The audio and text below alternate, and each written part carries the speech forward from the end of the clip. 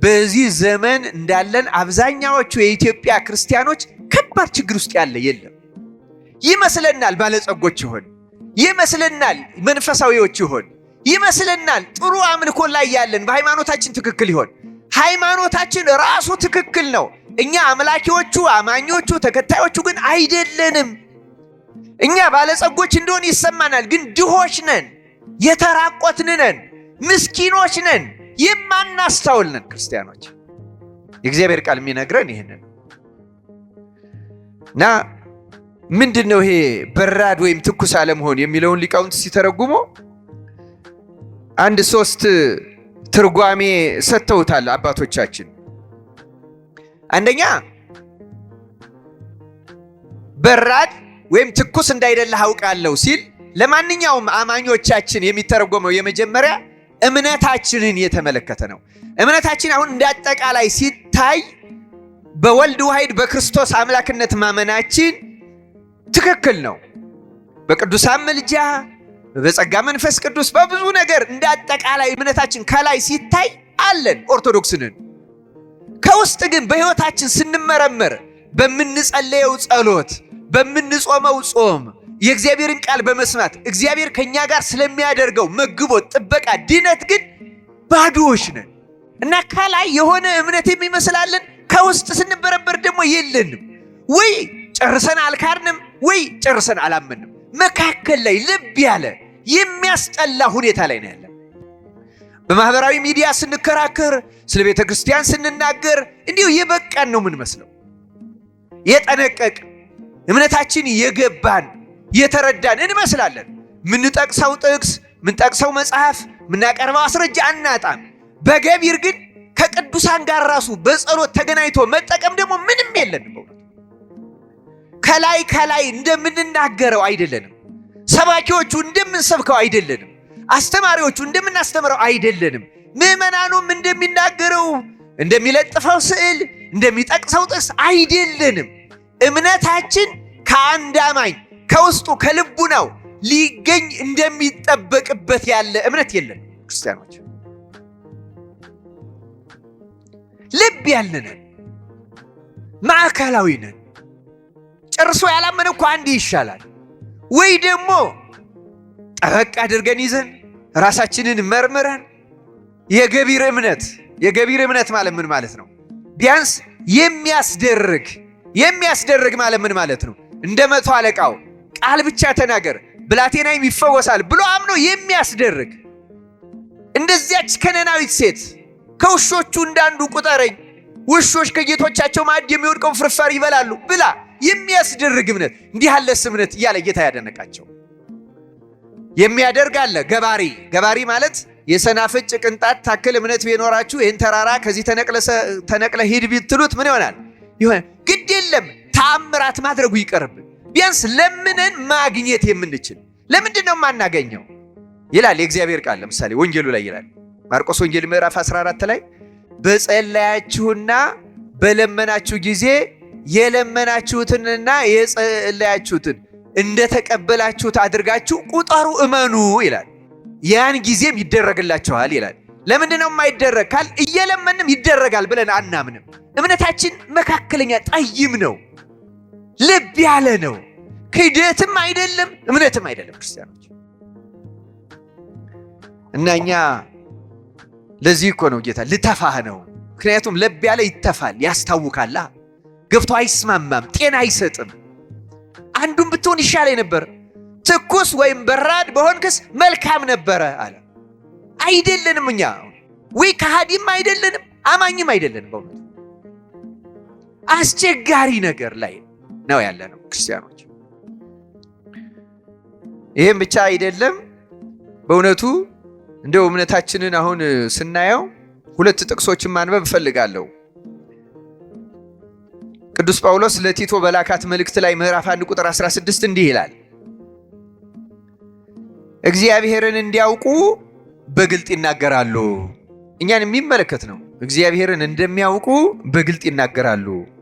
ዳሩ ግን አለ የሚያጸይፉና የማይታዘዙ ለበጎም ስራ ሁሉ የማይበቁ ስለሆነ በስራቸው ይክዱታል አለ። ይሄኛን ይመለከታል አይመለከትም? እንደምናውቅ እንናገራለን። እምነታችን ትክክል እንደሆነ፣ ተዋህዶ ንጽሕት እንደሆነች፣ የአባቶቻችን ገድል ተአምራት እንናገራለን በእውነቱ እና እንደምናውቅ እንናገራለን። ግን ደግሞ በብዙ ነገራችን የምናጸይፍ ነን።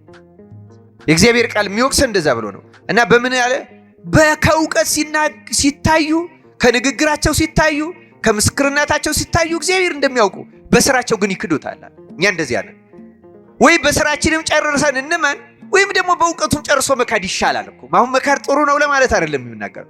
እግዚአብሔር ግን ከሁለቱ አንዱ መካከል ላይ ነው ያላችሁ ይለናል። ይሄ በአብዛኛው እኛን የሚመለከት ይመስላል። እንደምታውቁት ቅዱስ ጳውሎስ ሁለተኛ ጢሞቴዎስ መልእክቱ ምዕራፍ 3 ቁጥር 5 ላይ ቁጥር 1 ጀምሮ ይሄ በመጨረሻው ዘመን ስላሉ ሰዎች ሲናገር ትዕቢተኞች፣ እንዲህ የሚያደርጉ፣ በትዕቢት የተነፉ፣ እንዲህ የሚያደርጉ እያለ ገንዘብን የሚወዱ ያለ ይዘረዝርና መጨረሻ ላይ ሲያጠቃልለው የአምልኮ መልክ አላቸው፣ ኃይሉን ግን ምን አድርገዋል አለ ክደዋል። ከነዚህ ደግሞ ራቅ ብሎ ይመክረዋል። ሁለተኛ ጢሞቴዎስ ምዕራፍ 3 ቁጥር 5 ላይ አሁን እኛ ያለን ክህደት የተግባር ክህደት ነው። ክርስቲያኖች በተግባር ብዙ ድካም ነው ያለብን።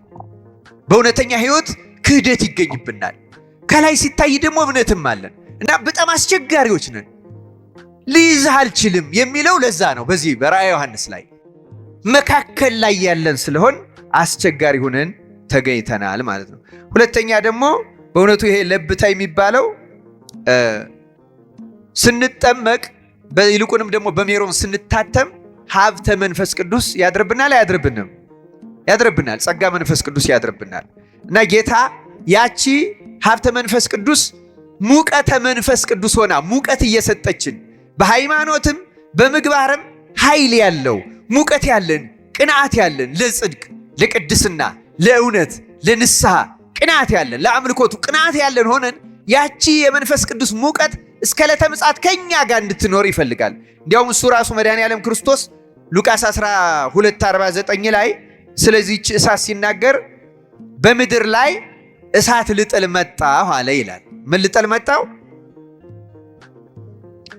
እሳት ልጥል መጣሁ ይልና አሁንም የነደደ ከሆነ ይላል ቃሉ፣ አሁንም የነደደ ከሆነ ዘንድ ምን እፈልጋለሁ አለ ይላል። ምክንያቱም ያቺ እሳት በሐዋርያት አድራ ስትቀጣጠል ስትነድ ያያታል። እኛ ግን ያቺ ሙቀት የለችም። ያቺ የምትቀጣጠል ለምሳሌ አንድ ሰው በንዴት በእልህ ተበሳጭቶ ተቆጥቶ የሚያደርገው የሙቀተ መንፈስ ቅዱስ አይባልም። ክርስቲያኖች ሙቀተ መንፈስ ቅዱስ በነገራችን ላይ ይቺ በውስጥ የምትነድ እሳት መጀመሪያ የምታቃጥለው በእኛ ውስጥ ያለ የኃጢአት ፍላጎት ነው። ማን ነው የምታቃጥለው አልኳቸው? በእኛ ውስጥ ያለ በራሳችን በነፍሳችን ውስጥ ያለ የዝሙትን፣ የጥላቻን፣ የኃጢአትን፣ የክህደትን ይህን የመሰለውን ድካም ታቃጥለዋለች እና ያነጻዋል። ውስጡ እየነጻ እየበራ ይሄዳል አንድ ሰው። አሁን በእኛ ግን በትርጓሜ እንደምትሰሙት እሳት በአመድ እንደሚዳፈን ያችን እሳት አጥፍተናታል።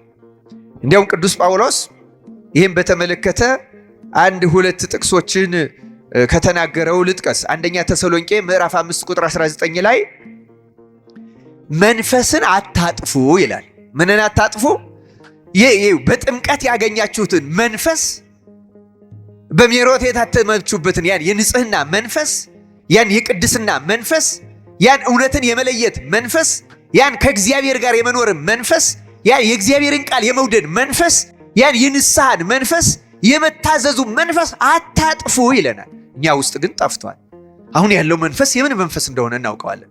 የጥላቻ መንፈስ ገኗል፣ እናውቀዋለን አይደለም እንዴ? የሐሜቱ፣ የልዩነቱ፣ የዘረኝነቱ ይህን መንፈስ ቅዱስ ተመልከቱ። ያን እሳት ተብሎ የተነገረላትን ያንን አጥፍተነዋል፣ አዳፍነነዋል። የተዳፈነ እሳት ምግብን እንደማያበስለው፣ ጣዕም እንደማያበስለው በእኛም ተለይቶን አልሄደም እንጂ ጨርሰን ስላልካር ነው ተዳፍኗል። ልብ ብለናል፣ ማዕከላዊ ሆነናል። በጎ ምግባር የለንም። ለምሳሌ ሮሜ 12:11 ላይ ቅዱስ ጳውሎስ በመንፈስ የምትቃጠሉ ሁኑ ይላል። በምን የምትቃጠሉ ሁኑ? በስጋዊ ቅናት አይደለም፣ በስጋዊ ቅናት አይደለም፣ በመበለጥ ስሜት አይደለም። በመንፈስ የሚቃጠል ሰው ቤተክርስቲያን ስለሚጎዳ ሰው እንኳን ሲያስብ ስላለመዳኑ ነው የሚያስበው፣ በጥላቻ ያስበው። ነገራችን እኛ የጥላቻ ስሜት አለ አይደለም ውጭ ስላለ ውስጥ ስላሉት እንኳን ስለ አባቶችም ይሁን ስለ ክርስቲያኖችም ቢሆን ድካም ስለተገኘበት ኃጢአት ስለተገኘበት ካለን መንፈስ ያለን መንፈስ የንቀት፣ የጥላቻ፣ የሐሜት ይህን የመንፈስ በመንፈስ መቃጠል ግን ሌላ ነው። ክርስቲያኖች በመንፈስ የሚቃጠል ሰው ስለ ሌላው መዳን ነው የሚጨነቀው፣ ስለ ራሱ ኃጢአት ነው የሚያስበው።